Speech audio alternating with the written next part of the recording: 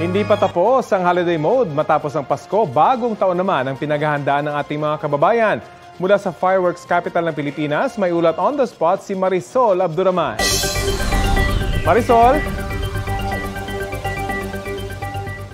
Rafi, matapos nga ang Pasko at ngayong mismong araw ng Pasko, dito nga nagpunta ang ilan nating kababayan sa Bocaue, Bulacan para mamili ng mga paputok para sa pagsalubong sa bagong taon.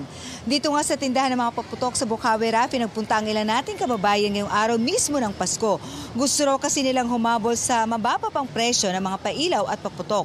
Ayon daw kasi sa ilang nagtitinda, simula bukas ay tataas na ang presyo ng kanilang mga paninda. Sabi na lang seller sa ngayon daw ay stable pa naman daw ang presyo. So ibig sabihin kung ano daw ang presyo ng kanilang mga pailaw at paputok nitong the whole year ay ganun pa, mananatili pa rin daw ito. Pero sabi ng iba, hindi raw nila masabi sa ngayon, Rafi, kung tataas pa. Although ang sinasabi rin naman nitong mga nagtitinda ay karaniwan na raw talagang tumataas ang presyo ng kanilang mga paninda kapag papalapit ang bagong taon. Kaya naman yung ibang nating kababayan talagang dumayo pa dito sa Bulacan. Yung iba kanina na ating nakausap ay galing pa ng Bataan.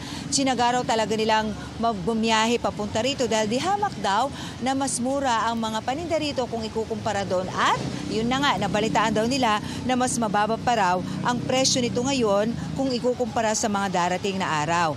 Alam mo, Rafi, kapansin-pansin din dito na although sa ngayon may mangilan-ngilan ang dumarating, matumal pa rin ito, Rafi, dahil syempre understandable Pasko nga. Pero nakakatuwa lang dito ang sinasabi ng mga nagtitinda, hindi naman daw nila talaga expected na may mga darating na gantong araw na ganto karami, but at least may mangilan-ngilan na rin tayo mga kababayan na nagpupunta dito. Ang kagandahan dito, Rafi, ay bukas sila 24 oras hanggang sa New Year na po ito.